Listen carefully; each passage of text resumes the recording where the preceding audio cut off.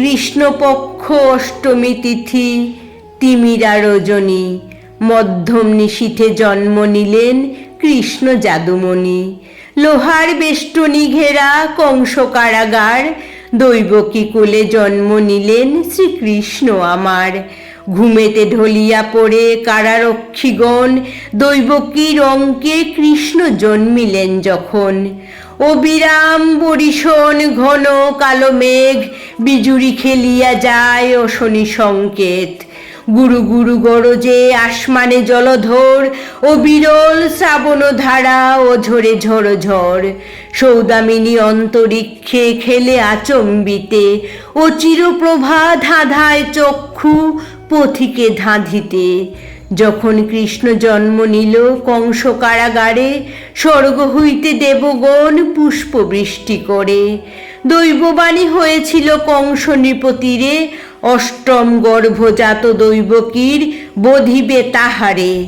সেই হেতু কংস রাজা চিন্তিত অন্তরে, যখন কৃষ্ণ জন্ম নিল দৈবকী উদরে। পিতা বসুদেব হইয়া চিন্তায় মগন, কি করে রক্ষিবেন তিনি স্নেহের কৃষ্ণধন।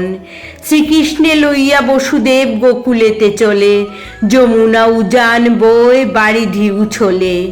কি করে যমুনা পার হবে বসুদেব ভাবে মনে মন, শৃগাল রূপী ভগবান যমুনা পারাপার করেন তখন। মা যশোদার কোলে কৃষ্ণ অর্পণ করিয়া, সাথে লয়ে যোগমায়া বসুদেব আসিল ফিরিয়া।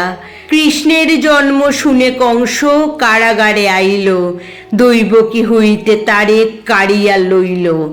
কন্যা সন্তানে কংস পাথরে আছাড়িল, তৎক্ষণাৎ আকাশে যোগমায়া রূপ ধারণ করিল।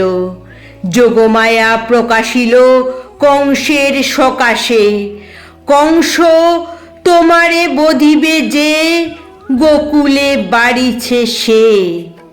তোমারে বধিবে যে, গোকুলে বাড়িছে সে।